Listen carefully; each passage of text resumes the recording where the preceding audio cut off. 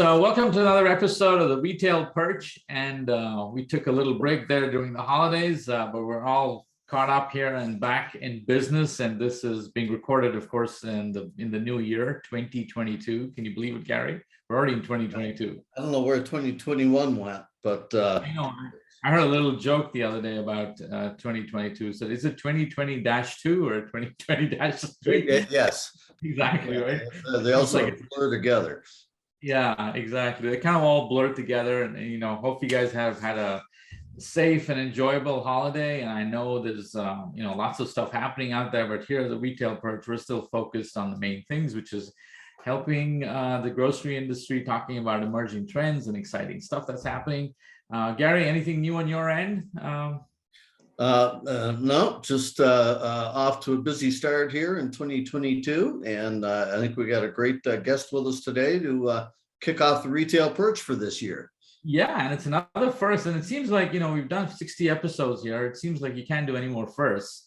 But here we go. We have another first. We have our first brand on the show. And this one is very interesting. We have David Klavsons, who's going to obviously talk a little bit more. But he is with Calypso Lemonade, which makes some really, really interesting drinks. And so I think we're going to be talking about that whole category and how they go to market and how they use data. So David, welcome to the Retail Perch.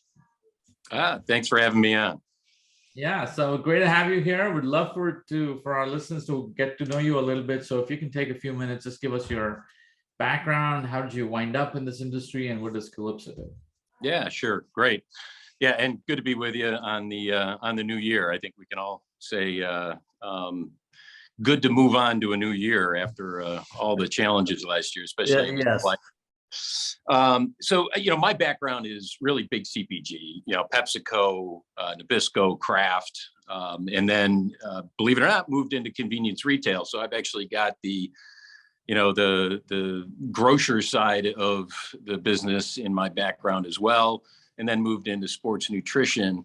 And when I was in sports nutrition, we actually had a product called Isopure that was being co-packed with this small co-packer, King Juice, up in Milwaukee. And I got to know the founder, and one of the brands that he actually had was Calypso.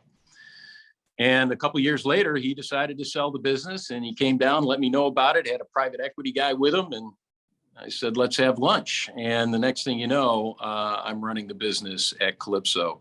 Great opportunity. What I saw in it was a brand. It had been around for a while, almost 20 years, but the founder really didn't have the resources nor the interest or desire to put the effort into expanding the brand. It had great metrics, with velocity, some category leading velocities, but low distribution. And that is a great equation for success. If you can get distribution with something that is outpacing any other product in the category, in particular lemonade, and quite frankly, competes really well with teas, and decided to take on the opportunity. And next thing you know, I'm running the business. So that was about 4 years ago now, in 2017. Wow. So Calypso's distributed nationally now, and who are some of the different retailers that's available through?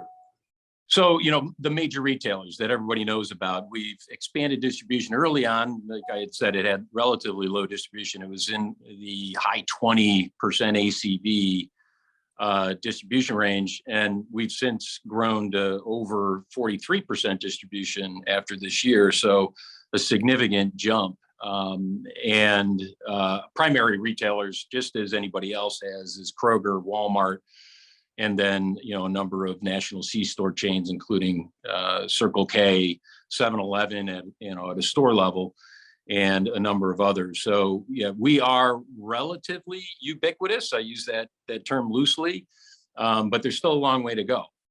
We're in about 2,000 Walmart stores, yet there's over 4,000 of them out there. So there's plenty of opportunity to continue to expand the business.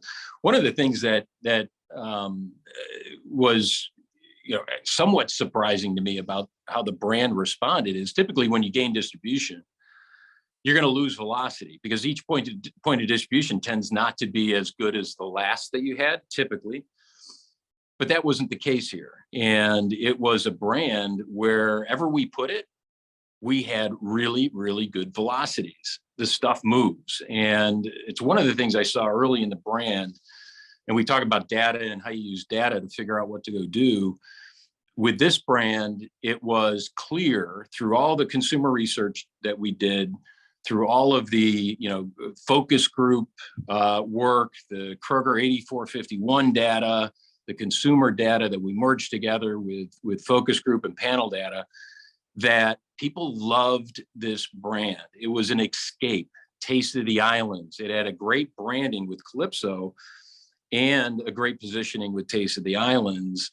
And what we found was, you put this stuff on display and it's gone. It's gone in a day or two, which was shocking to me because not many brands respond that well to merchandising. There's a huge range of, types of brands and how they respond. Some are just shelf brands that'll turn on the shelf. You don't even need to promote them. There are some that do well on the shelf with just a tag and a promotion every once in a while. That's the way this brand was handled. And it still had category leading velocities. So we took it to another level and said, all right, well, let's just see how well this brand can perform on display. And we work closely with retailers and their data to say, okay, let's try this. Let's get on your planner. Let's get the display support. Next thing you know, we weren't on side stacks. We were on pallets on the floor that would blow out over the weekend. So it was really encouraging early on when we started to see this momentum in the brand and the fact that everybody loved it. So, I'll pause there. But that wasn't the only thing that we found. It was also the brand itself and the visual identity. The brand had been around, like I had said, for about 20 years, but just had this old visual identity. It was obvious that it needed to be updated. And it took us about a year. We spent our time because, my experience with branding and visual identity and changing a logo or changing a label is you never know if it's going to help, hurt, or do nothing. So we spent our time with it. And sure enough, the combination of that in-store execution with shifting to the new logo, the new visual ID, really exploded the brand and its presence in store and also its velocity. So we continue to have category leading velocities that, quite frankly, are shocking to me after 4 years of doing this and doubling our distribution. Wow. I'm immediately tempted to go to my supermarket and go pick up a Calypso Lemonade. I haven't had one, honestly, but I think that we'll make sure that changes. Yeah. That's right. But so as you kind of expand this brand and you're trying to make strategic decisions in terms of the direction you're going, what kind of data are you reliant upon internally to make some of those decisions? So one of the things, and this is, dating way back into my career, is, I found that a test and learn environment with an organization can invigorate them because you give them that autonomy, that rope, that, the ability to go do different things that they think, could potentially work for the brand. But then if if it doesn't work, you move on quickly, right? And we took that mentality, that approach with this business when we first started. It was a test and learn. Let's go do things based on the data, based on all the consumer research we did that said, okay, based on what we're learning, and I'll give you a couple of examples, but based on what we're learning, let's go try this. So one of the examples in terms of display and presence in store was around people and people in store. So we call them brand development specialists. Now you hear a lot about it. You throw people in the market and to go sell your brand and you try to get more distribution and all of that. Well, guess what? That doesn't always work, and it's very expensive. So the question then is, all right, where are you going to get the best return? And we tested a number of different things, everything from the up and down the street mom and pop stores all the way to a Walmart store, and figured out where this brand played the best in with merchandising and the right price promotion, kind of all together with the execution in store. And what we found was, you know what, like I had said earlier, you put up a pallet, you're going to fly through it over the weekend. Well, who can put pallets up? Well, it's Kroger, it's Winco, and it's Walmart. And we focused our resources against those particular retailers, worked with those retailers to make sure that we were on the planner, and they put us on the planner. Why? So that, and they recognize the value based on the data that we brought to them. And I can tell you that, very difficult to start because we're a smaller brand. Do we really want to put you on the planner? It's reserved for, Red, Blue, and, a couple of other players, maybe. And we said, just give us a chance. And sure enough, now these retailers are coming to us now saying, all right, how do we really blow this out next year? How do we make this even better? Because what you're doing is working. Combining the data, with the execution in store and our support at retail with the planner and whatnot to get really, significant growth. And our growth accelerated. We went from growing, call it 30%, 33% in 2018 to 62%. And then this past year was about 35%, only because we couldn't make enough product. Given the supply chain challenges in the middle of the year, we could have grown another 60%, and we expect to do that again. So this momentum continues. This flywheel of test and learn and then applying it to execution has really, really worked well for us. So you just mentioned supply chain. David, how do you distribute your product? Does it get distributed through like Kroger's own distribution centers, or are you working with regional distributors to get product to the retailer? So about 2/3 of our network are beer distributors. A good portion of that is through the AB network. Great Okay. Partners, really, have a solid relationship with these folks. But we also have some of the independent large distributors, Polar up in New England, Big Geyser in New York City, a huge deal that we struck with Big Geyser. And they have done unbelievable work with us and for us. Classic down in Southern California, Columbia up in in the Northwest. So there's a number of big regional independent distributors, but then the balance of it is the beer network. Yeah.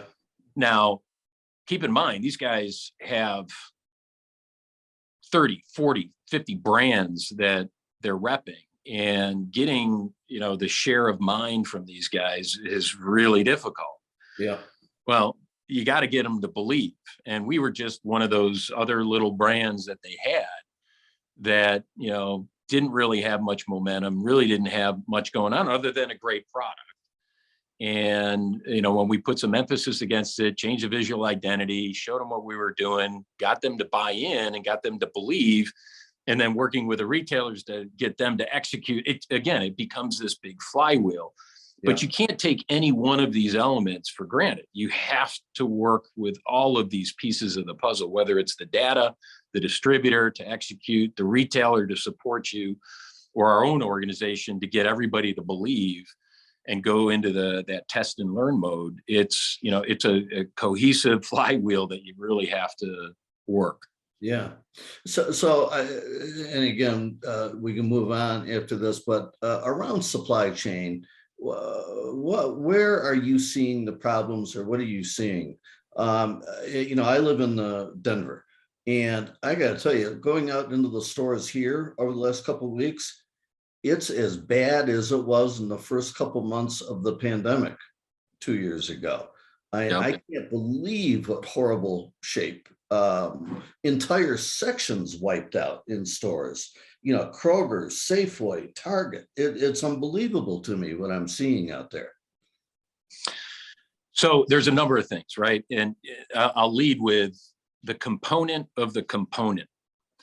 So there's all kinds of stuff that goes into, making our product, whether it's a cap or the glass or the packaging or the safety seal or the actual, lemon product or the flavoring or whatever, right? So there's all these different components.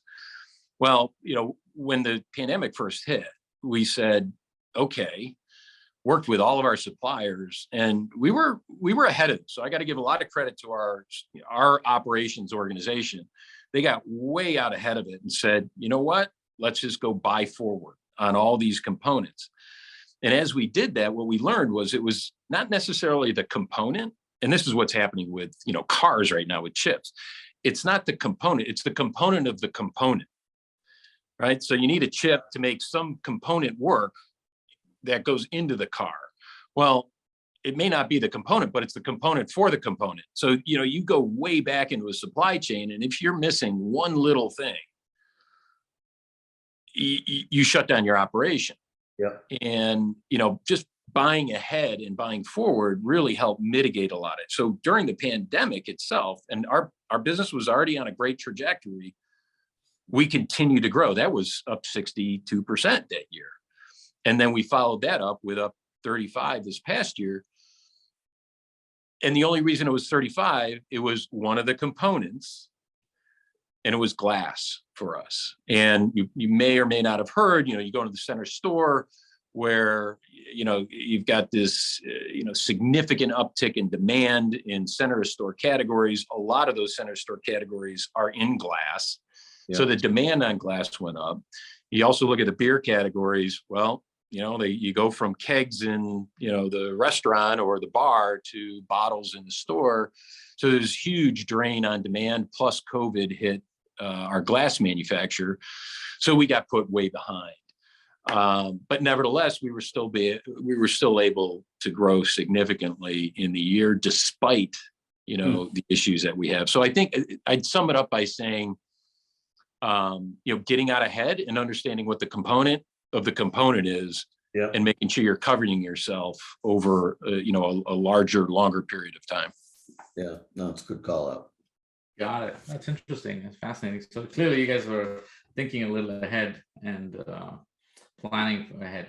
So in terms of, talking about not so much supply chain, but understanding your partnership with retailers and what you depend on from your retailers, because I'm guessing you need some data from them to understand movement, who's buying your product, X, Y, and Z.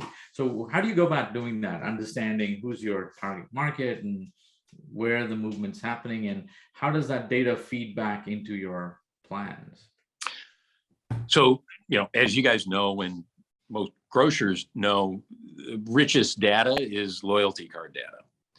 And because it's real, it's live. Yeah, it's a little messy, but it's pretty good to give you a direction on where to head. So I'll give you the example. Kroger has probably the best, right? 8451. Yeah. We signed up with them, and with the intent to test and learn with a new line of products that we came out with. So the line of product was lights. So we knew that there was an opportunity with consumers through that data that, there was a group that wanted something that didn't have, as much or any sugar in it, right? So we created a zero sugar product. Took us a year, wanted to reformulate. There's a reason that you don't see zero sugar lemonades on the market, except for ours now. It's because it's really hard to do. It's hard to go to zero sugar in a lemonade because of the lemon and the acidic content. It's very difficult to formulate. So we spent a year doing this, got to a great product, and worked with Kroger to launch, and connected with that information, then to combine with what I had said earlier, this whole idea of getting displays on floor, getting the execution through the distributor, and then figuring out what the best way to get a new product into a consumer's hands is. Because this was right during the pandemic that we had launched, and sampling kind of went out the window, right? Nobody's sampling anymore because you've got this whole pandemic thing that you're dealing with. So the question then becomes, what's the best way to get a product in people's hands? Well, give it to them for free. Okay, well, that's, makes sense, right? So they don't have to buy it. Well, you can't really just give people a free bottle. You got to give them some incentive. And we use that data to target the right consumers with digital coupons that we then overlaid on a major promotion that we had on our core products. So you can see kind of things coming together here, right? You got a core product promotion, you get on the planner, you get the display, you give the direction to the distributors and our own folks that a portion of that display, 30% of that display needs to be lights. So you get the presence, and then you loop back around with the consumer with the data and their capability of targeting consumers, the right consumers, right? We knew exactly who those consumers were, people that we wanted to bring into the franchise that enjoyed zero sugar products, and gave them a digital coupon that was $1 off, that was connected to a promotion that was a 10 for 10. So if you think about it, you got to pay $1 a bottle for our core product, 10 for 10, but then you're giving a digital coupon for $1 to give them, those particular consumers, a free bottle of new product. It worked like a charm, right? So you got all of these elements that come together. One of the things that I've just learned over a period of time, you can try to do any one of these things, but they don't typically work in isolation, right? So if we just said, okay, we got a promotion, great, make 30% of your displays lights. People aren't going to necessarily want to go pick up something that they've never tried before and spend a lot of money on it. So how do you get them to do that? Well, if you just did the digital coupon, well, where is it in the store? I can't find it. All right, I got this coupon. I don't know where the heck this product is. And, you got to make sure that it's on the shelf. So there's all these elements that have to come together. And again, big learning that over my career, that you've got to bring these together in order to get the result you're looking for. Yeah, that takes a lot of brainstorming and pulling stuff together and making sure all the key pieces are connected, right? And there's some degree of simultaneity here involved in the execution, right? About when do I know that the pallet's on the floor? When does the coupon hit? And planning all of these things. And you're talking about multiple teams coordinating on a campaign, right? Retailer, distributor, our own folks, operations team, because you got a new product that you're trying to produce to get to the right place at the right time. It is, but to me, that's fun, right? It's how do you get all these elements of the business to connect and work together?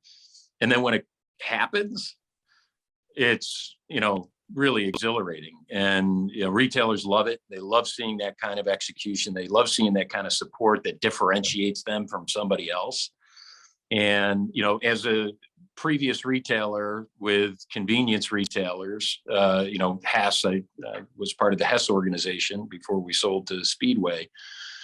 You want to differentiate. It's very difficult to differentiate as a retailer because you're carrying the same products everybody else is. Right. So if you come to them with something that's kind of neat, different, innovative, they're going to jump on it. And then you do that with a brand that has the capability, the potential to really sell well. And then you get the execution element of it together with distributors. Boy, that's when it's really fun. Yeah, sounds like it. It must have been a sweet moment for you guys to see. Yeah. But again, that's just one example, right? There's this whole idea of test, learn. We've done it in a number of different ways, has really guided the organization. It's test, learn, then iterate, right?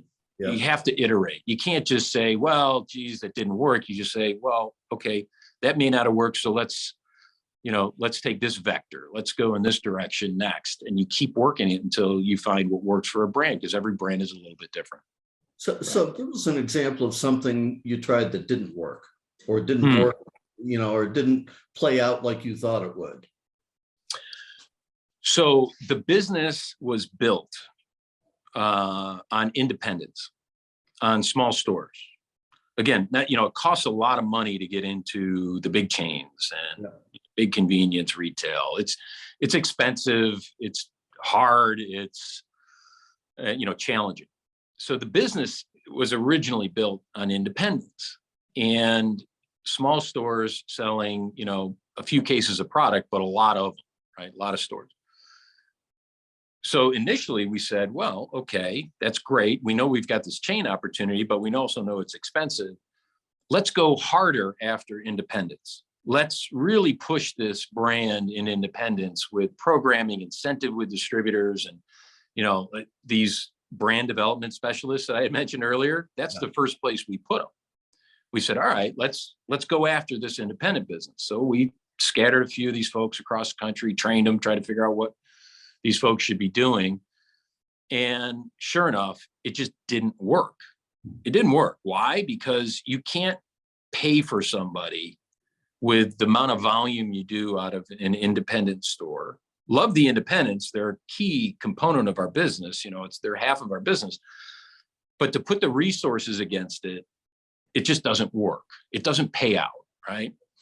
So that was a great example of, oh boy, all right, this doesn't work. But instead of just backing away and stopping, we pivoted, right? We iterated and said, all right, well, where else can these folks go? And that's where we started to learn that this brand, if you can get the side stack and then the half an end cap and then the end cap, and then next thing you know, you got a pallet on the floor that blows through on the weekend.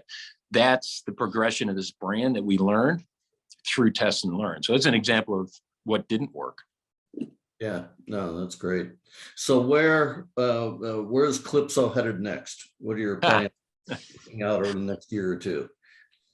Well, at the risk of being too aggressive here, I think this is a $500 million brand. It is. We're not quite there yet. There is significant growth ahead of us, both in distribution and in velocity. So even though we're category leading velocity, I continue to see upside in that metric. And that those are the two big metrics: distribution and velocity. Distribution, velocity.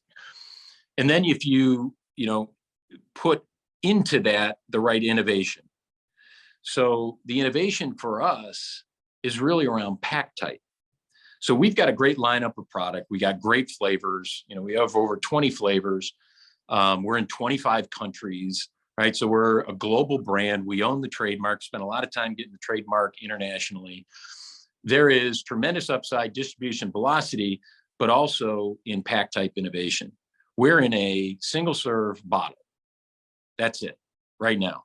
Now, the growth has been so tremendous. We haven't really had the opportunity to focus against multi-packs or variety packs. We've done some testing with club and it's worked well, but we just haven't had the capacity yet to be able to produce in multi-pack or variety pack. But that is clearly the next step for us in terms of innovation. It's pack type innovation and giving the consumers multiples of our product at a time, which is obvious, right? It's an obvious next step for a brand that moves this fast. And then, it's multi-pack, variety pack, and then expanding that into potentially club, right? So now you've got pack type innovation plus retailer expansion with a different pack type. It's basic stuff, and everybody knows these things, but it's really hard to do sometimes, especially when you're talking about pack type. But that is an obvious next step for us, and we're looking forward to getting something going at the end of this year with a multi-pack and grocery. Neat. So how do you see, what do you think the last 2 years in terms of the change in consumer behavior? What's it done for your brand? Has the acceleration in e-commerce helped you or hurt you? Do people need to see your product on the shelf before they pick it up? Or do you guys have, how has some of those things panned out for you? Yeah, no, it's a great question. So initially I was a little bit worried because, you go fewer people in stores, fewer people shopping, more Instacart, more online shopping. And early on, because of the experience I had at Glanbia, where Amazon became our largest customer at Glanbia, sports nutrition, right? Protein powders, pre-workouts. And it was an obvious product that would go through that kind of a network, an e-commerce network. First thing I tried to do is put, our glass bottle through the e-com and through Amazon. We got it all set up, and that was when Amazon said, nope, sorry, we're changing our algorithms for heavy product. And what was a $1.80 product turned into like a $3 product through e-commerce. So it didn't work. That's another good example of something that didn't work. Yeah. Why? Because the product's just too heavy and it's glass and it's hard to transport and all that stuff.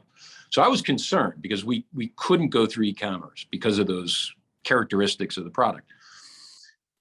Well, what ended up happening is, a connection with Instacart to make sure that we are set up properly so that we're on the grocery list for consumers was critical. So we get ordered on through an Instacart type platform.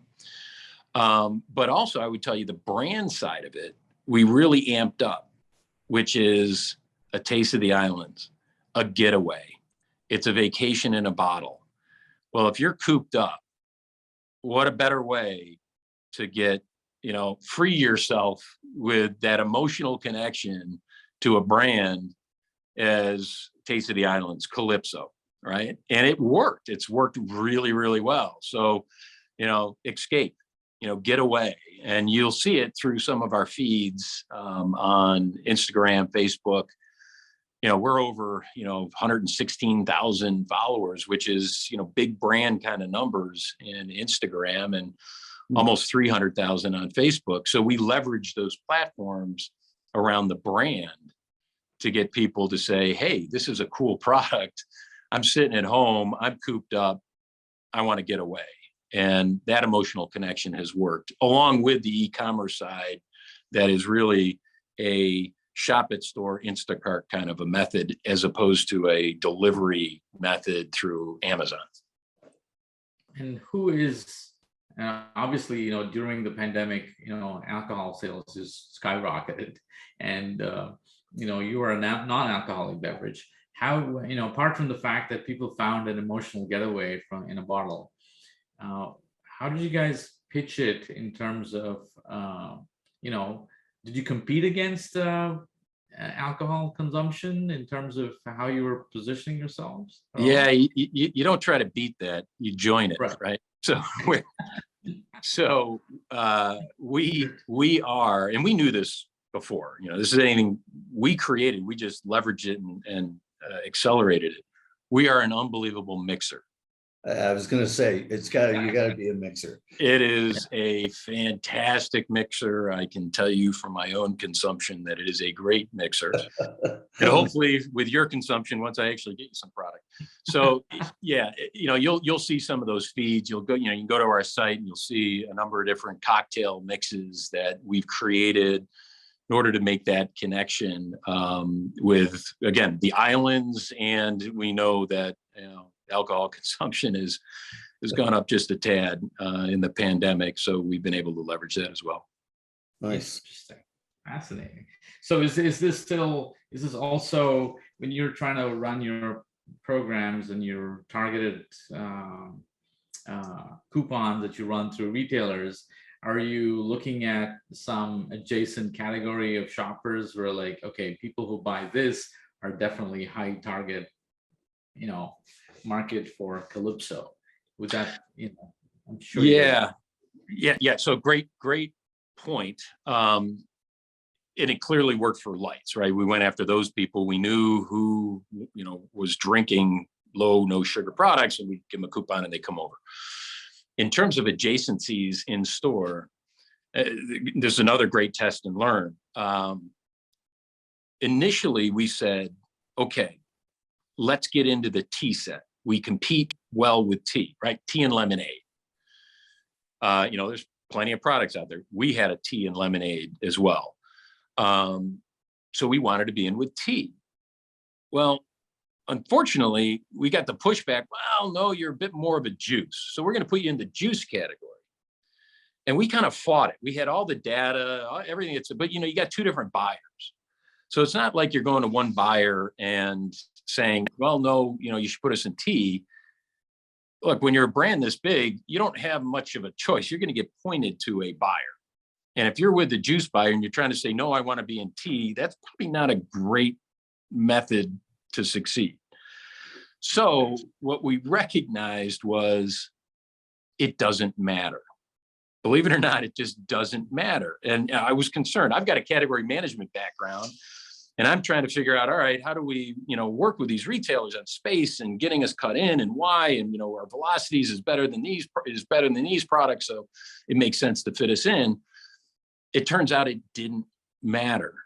And here's the reason why. And again, it's kind of one of those learnings that goes in a completely different direction than you think it's going to go, right? What we found was with our product, given its turns, given its velocity, just get it in. It doesn't matter where it goes. And once you're in, the big, acceleration in the brand in a given retailer is all the other things that I had mentioned. These BDSs, get on the planogram for display, get the right promotion in place, get the execution from the distributors, get on display, get a side stack. Let us prove ourselves. Get on the end cap, then let's get pallets on the floor in the summer. So it's kind of a weird thing. It flew totally against how, I was brought up in category management. Brian Harris category management days, right? It doesn't matter. And you don't usually get that answer from category management analytics, but that's kind of what happened. So we focused away from the shelf, get in, doesn't matter where, focus the efforts on expanding merchandising. It's so I'll add a comment there for, because I know you had mentioned, a lot of folks from the grocery industry. Products range in their characteristics and how they perform in a store, right? So, like I had mentioned, some are turn products. They're going to be on the shelf. Well, those products, you better have the right planogram. You better have it in the right place. You better have the right adjacencies, because it's really not going to go anywhere else, right? HBC, health, beauty, that's a great example of it's got to be in the right place. Or center store mac and cheese, right? My craft days, it's just going to be on the shelf for the most part. It's important to make sure you've got the right planogram. But there are other products, and in particular beverage, but there are other products, snacks, salty snacks, my old Frito days, where it isn't as important where it goes on the shelf. It can be much more important how you manage it in merchandising around the store.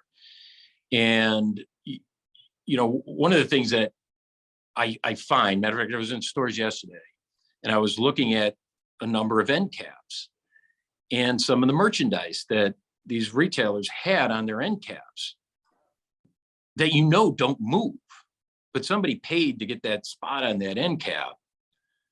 But the product is not moving. Yeah. Put it back on the shelf, right? Put a tag on it to get a promotion, but it's just, you're not going to get the lift. But if you have the right product, you understand the merchandising impact on each brand or each category better, you're gonna increase your profits significantly because you're putting the right products on display. And this is one of those products that fits into that category, but we've had to prove ourselves over a long period of time, last couple of years, to get to that level with retailers, to get them to believe. So it's a great learning for grocery retailers. I'm sure a lot of them know it already. I'm not telling them anything new, but I keep seeing it. Right. So. Right. No, that's fascinating. I think we covered a lot of ground here, Gary. David, I wanted to ask you one last thing. Of course, as a guest on the Retail Perch, where Stephanie's going to ask you for your mailing address so we can mail you a Retail Perch coffee mug. So next time you come back on the show, you can come back with that mug. You can fill it with Calypso Lemonade, but you can drink out of the mug. Now you do know the only reason I'm on this podcast is to get the cup. I watched all your podcasts. I see the end of them. You give out the cup. I'm like, I got to get a cup. So that's why I'm here. I think it's time to upgrade our cup, Gary. I think so. We need a 2022 version. That's right. We need 2022. We're gonna get with our marketing team and see how they can spruce that up here. There you go. Especially with all the inspiration we got from David about how logo and branding and That's right. bottling makes all the difference. That's right. Yep. This is a fascinating conversation. Clearly, some retailers who are listening to this probably don't carry Calypso. If you are interested, you can definitely reach out to Calypso and see how you can get this brand into your store. But David, before we close out here, any other thoughts that you have that you'd like to share with our audience? I'll leave it with just a kind of a one-liner summary of how we've approached this business. It's growth through innovation and iteration, right? Innovation and iteration. Just keep going. If it doesn't work, try something else along those same lines, but just, leverage what you have and iterate, and you'll figure it out. It's what I found most, successful entrepreneurs do. Yeah, that's wise words. Absolutely. And I think, especially I think some of the independents and mid-tier retailers, I think when you talk about innovation, iteration, they're received with a little bit of trepidation because everybody wants some degree of dependency on what's going to happen next, and this try and test and try. If you're an entrepreneur like you and I are, this comes naturally, right? You've done this all your life, and you got to test and learn. But when you're in a business where it's so operationally focused, trying to change things and tweak things can be a little scary. But I guess we don't have a choice nowadays with things changing so fast. You have to figure out what's going to work. So, Gary, anything before we close out here? No, David, thanks for being with us today. This was a great way to kick off 2022 here for the Retail Perch. So appreciate all your comments. Gary, Thank you.